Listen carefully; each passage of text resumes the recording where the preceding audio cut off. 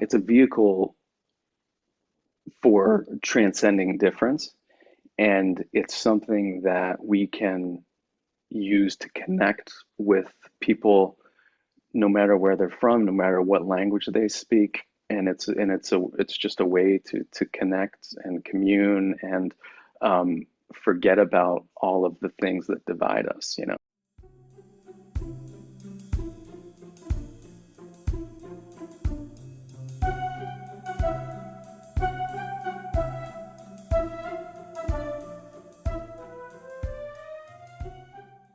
Hello everyone, my name is Christina Vongsiharath and I'm with Music City Review. Today joining us we have Shane Shanahan. And Shane is a world musician, percussionist, composer, arranger, educator, and he's also one of the founding members of the Silkroad Ensemble and the Kairos Ensemble. So welcome Shane. Thank you. It's great to be here with you. So to get started, I just wanted to know a little bit more about your musical background. What made you start wanting to become a percussionist, and how did that lead up into you being part of the Silk Road Ensemble? Yeah, I think I was just always drawn to percussion. I was one of those kids who was always banging on stuff and banging on Tupperwares and trying to make drums and putting pennies inside Tupperware containers to give it kind of a buzz sound to make it interesting. And that sort of interest just continued until my parents finally broke down and got me a drum set when I was 13.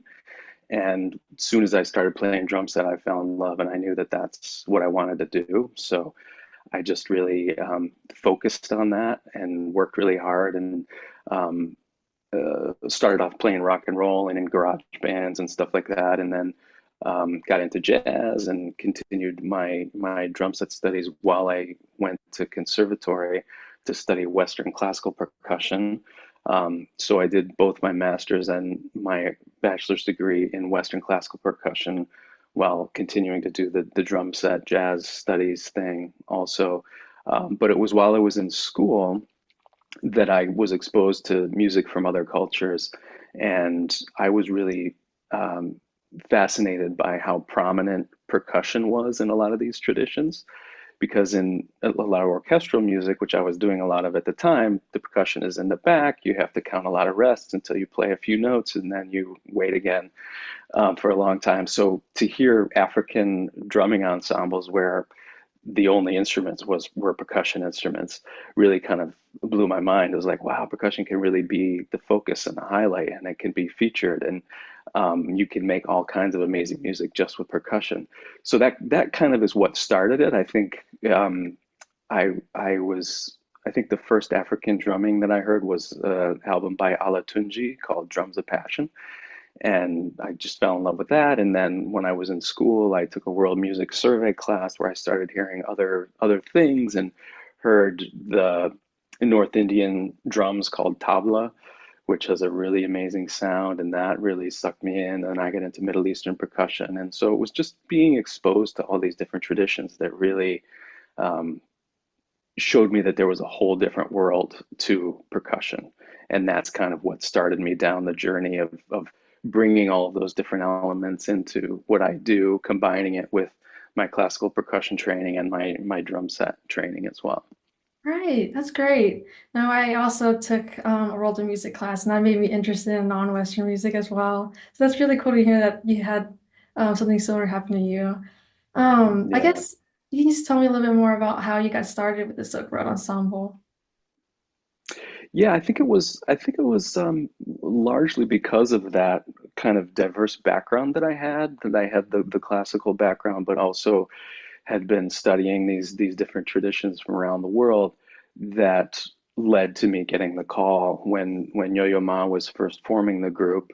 Um, he was looking for people who had that kind of diverse background.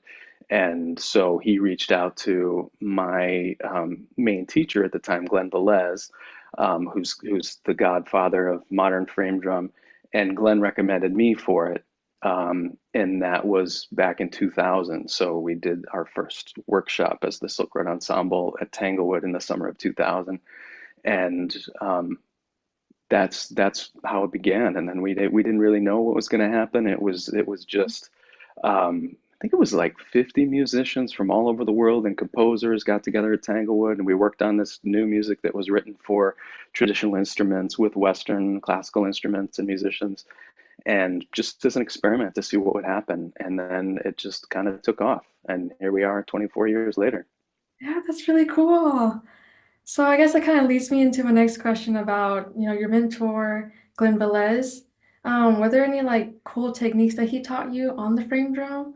Because I know one of the pieces, it was your frame drum solo where you had like a moving, or it wasn't moving, but it was like almost like pitch bending when you were on the drum and stuff like that.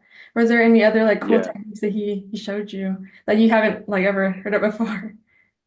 Yeah, lots of cool techniques. I think one of the amazing things about Glenn is what he created a new style of his own by studying different traditions from around the world, different hand drumming techniques, different frame drum techniques, and then kind of combining them all into his own style. So the style that I play, it comes from that kind of new tradition that he created that uses Indian techniques, Middle Eastern techniques, Persian techniques, techniques from Central Asia, all kinds of different techniques that he really showed me. Um, really sort of creates a kind of a hybrid style that is has now kind of really caught on within the niche community of frame drummers. That's really taken off and is a whole new thing. So there's like countless techniques that he showed me. Oh, okay, got you. I guess I know in one of the solos you did like some type of throat singing. I'm sure he taught you some throat singing too. Have you done anything prior to that before? Or was it like what was the process of learning that? Yeah, the throat singing I was first exposed to through Glenn's music, and he trying to remember exactly. I did take a couple of lessons with him on that. And then when I was doing my master's degree in Hartford, Connecticut, I started singing with a an amazing um, throat singing choir called Spectral Voices, led by a guy named Jim Cole. And he was really deep into the throat singing thing. So I learned a lot from him as well. And so I sang with that choir, and we would go to like abandoned water towers that were like super tall and super big but resonant, and they would have like a sustain of 10 seconds or more. So it was just a beautiful place to sing that style. And then combining it with the frame drums was something that just really um, seemed like a natural fit. Of course, Glenn had been doing that, and then I started doing it, and it just the combination of the voice, which of course is the first instrument, with the frame drum, which they also believe it was one of the first drums ever made, dating back 5 or 6 thousand years. So sort of the combination of the percussion instruments, the voice, kind of really opened up like a whole connection to history for me. And those ancient traditions are just very creatively stimulating for me. So that combination was really a kind of a moving discovery for me. Yeah, that's really cool. Actually, a student from our university does Mongolian throat singing, and he was trying to Oh teach yeah. yeah, he was trying to teach all of us how to throat sing. And I was like, it's so crazy because like you have to keep the drone and then you have like another pitch going over it. It's just, I don't know. I was like, is this even a difficult process? Yeah. It is. It's hard. It's a hard technique for sure. Right. And I know you've written a lot of new music as well. So what is your creative process when you are writing new music? Like, what is your inspiration that you take around you? Yeah, I think it takes different forms depending. A lot of times it comes from hearing other music that I really love and am really inspired by, and sort of try to think about how could I create something similar, um, and just take ideas from something that I hear that I really like and try to develop them in my own way. And in a way, it sounds like um, not a very creative process to take ideas from other people, but I found that even when I do that, things still come out in my own voice because I've had so many different influences and studied so many different kinds of music. Even if I'm trying to sort of emulate something else, it my own voice comes through in that. And then often once I start the composition process, I'll go and it'll take me in different directions. Like I'll take a nugget from something that I've heard and then just develop it, and it will just kind of go naturally in a different direction. Um, so that's one way. Another way is I think I a lot of the ideas come from improvisation.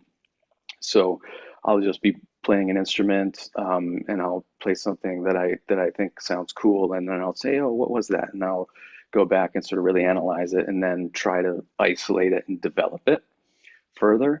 Um, Sometimes I improvise like around a mood or around a theme or around something that's happening in current events. Like one of my pieces, Heavy Heart, I developed during the pandemic, the beginning of the pandemic, and that was just like all this bad news and all these tragic stories um, were just really bombarding me and everybody. And so I was improvising. I play a little bit of guitar, so I was improvising on guitar and came up with this chord progression with like really soaked in effects, and just sort of discovered something that I felt matched the mood of all the tragedy that was happening, and then that developed into a piece.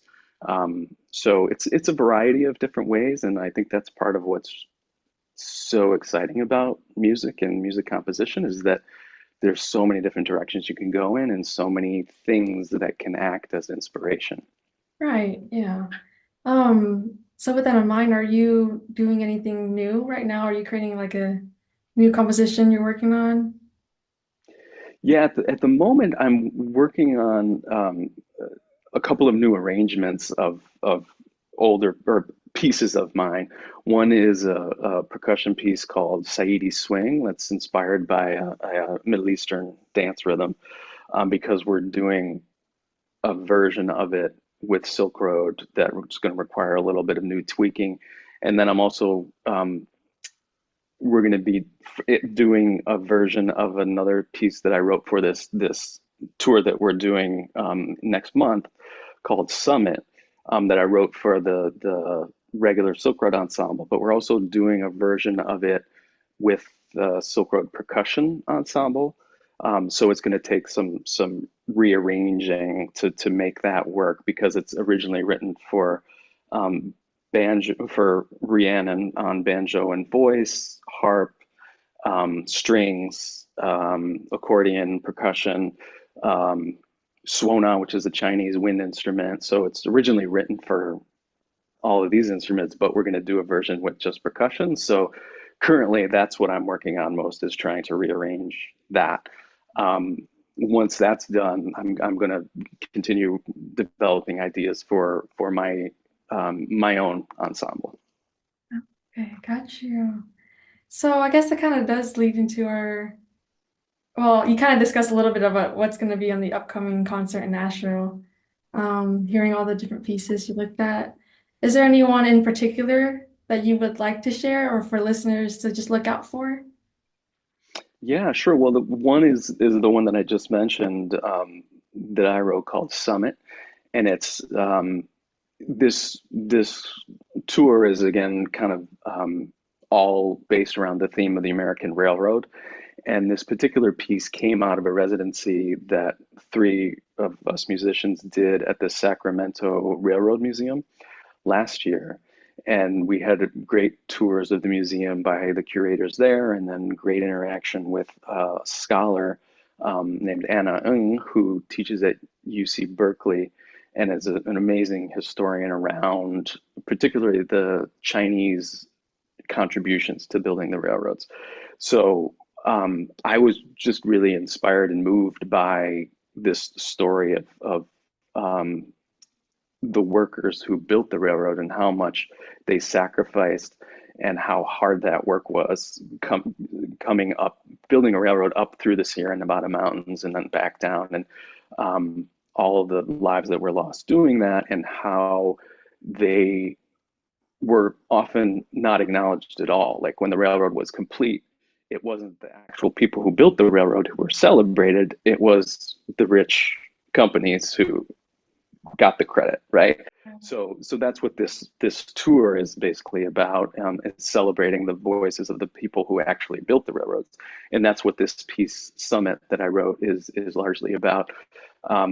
So it's a celebration of that, and then an exploration also of the suffering, but then also the fact that this suffering was happening in one of the most beautiful places in the world. You know, the Sierra Nevada mountains. If you've ever been there, it's just a gorgeous place.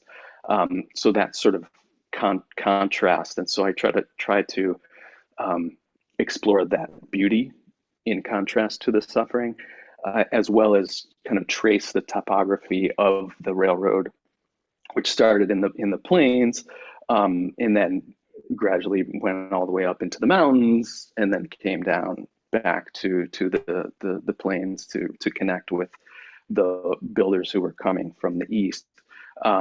So the shape of the piece actually follows that arc as well. So that's one of the pieces on the concert that I'm very excited to share. Yeah, I'm excited to listen to that one.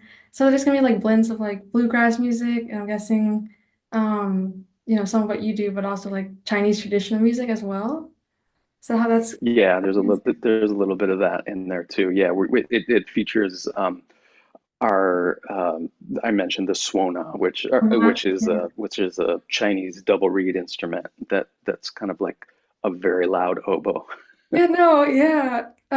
We actually have a student, that same student does Mongolian throat singing. He also plays sona, which is really funny because Oh it's yeah, super loud, but it's such a fun it's an instrument. amazing instrument. Yeah. Yeah. Well, I guess are there any other exciting opportunities besides the concert in Nashville? I know you mentioned one that's going to be somewhere else as well. If you want to talk a little bit about that one. Yeah, so the concert in Nashville, of course, is a part of a 10 city tour that we're doing of this project. So that's super exciting to be traveling around with this project. And then we're in January, we're doing this percussion Silkroad Percussion Ensemble concert, that I mentioned also. And so that's going to be a few concerts. I think it's still taking shape, but I think it's northeast. And that's going to be just the percussionists from the Silkroad Ensemble.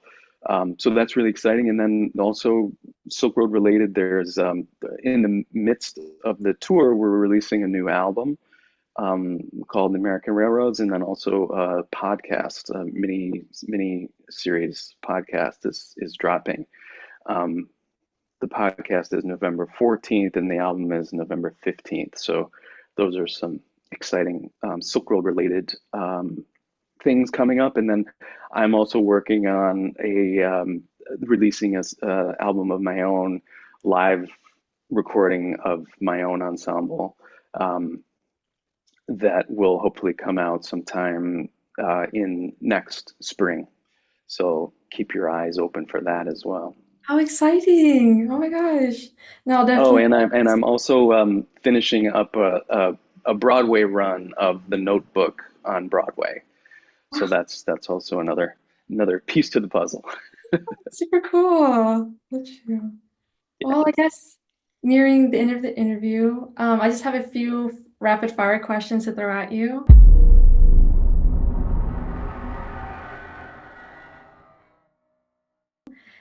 The first one being, what's your favorite genre of music to listen to? Ooh, that's a tough one because it changes with my mood, you know.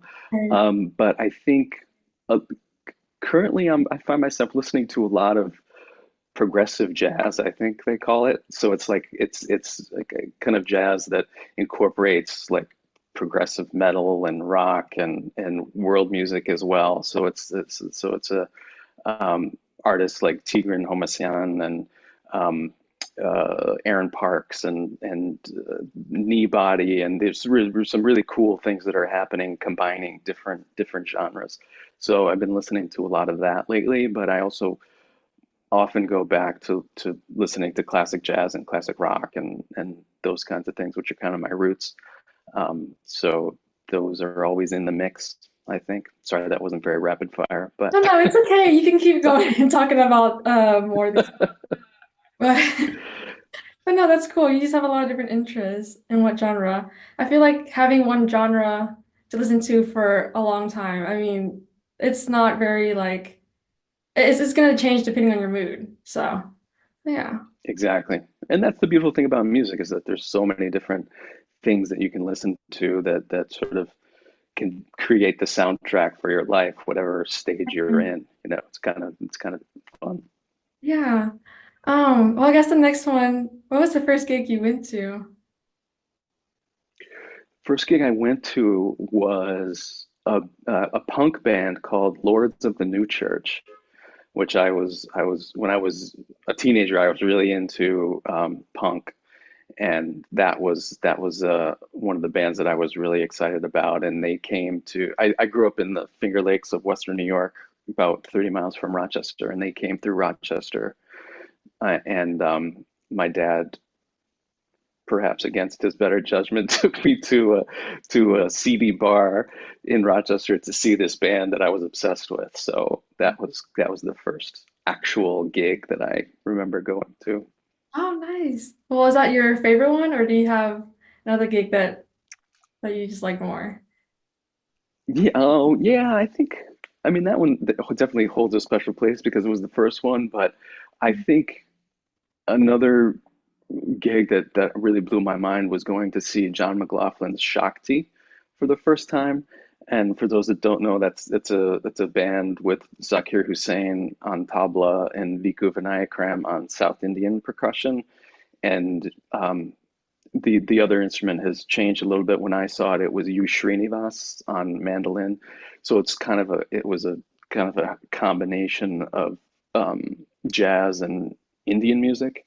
And that was something when I first heard that, it really blew my mind. And Zakir Hussain, of course, is an incredible tabla player that's been an inspiration forever. So it was amazing to see him live for the first time. It's cool. Is there's like a technique they use, right? Where it's like, is it tala? Where it's like different, like multiple rhythms with their fingers. I think I watched like a few videos on that. I was like, how are they going that fast? But that's really neat. Yeah, it's super cool. The Indian tradition is just incredibly deep, and that's another piece that I'm excited about in the concert is a piece written by the Silkroad tabla player Sandeep Das that's called Rela, which actually refers to a type of composition that was inspired by the sounds of the railroad. And so it's kind of like a solo tabla composition, but he's bringing it to the ensemble. So we're doing an ensemble version of that piece that explores some of that Indian rhythmic tradition. Oh, really cool. Well, the next one is, what is one thing you can't live without? Well, my wife, of course. Yeah. That's Um, beyond that, it's just music, you know. I mean, they're both sort of uninteresting answers, but so true, you know. I mean, it's music is it just is a constant source of inspiration, of comfort, of therapy. You know, you can get out so many things through music, whether you're listening to it or playing it. And I think it's really been a great companion to me through my life, and hard to imagine life without it. right. I mean, it's also a good connecting point, especially when you're meeting other cultures as well.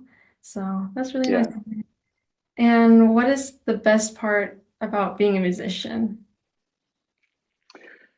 Well, actually, you kind of gave the perfect segue there because I think that connection is one of the best things about it because it's a vehicle for transcending difference, and it's something that we can use to connect with people no matter where they're from, no matter what language they speak, and it's just a way to connect and commune and forget about all of the things that divide us. I think that's really one of the um, most amazing things about being a musician is being able to tap into that on a regular basis. And then the idea of sharing that with audiences and using that vehicle to also bring joy to the audiences, um, and provide kind of an escape for them from all of the madness of everyday life. Because I know for me, that's been one of the amazing things about music is that it's just a real escape from everything else that's going on in the world, um, and to be able to sort of engage in that kind of connection with other musicians that I love on stage in front of people, and then communicating that, and it creates a real kind of circular exchange of energy that is really, really transformative and transcendent, I think. That's a beautiful answer. Well, thank you for joining me today. And we can't Thank wait to you. hear, yeah, and we can't wait to hear you and the other members next month, November 10th, right? Yes. Perform at the Schermerhorn in Nashville. But yeah, thank you so Likewise, we much. can't wait to be there. Yeah, I'm excited.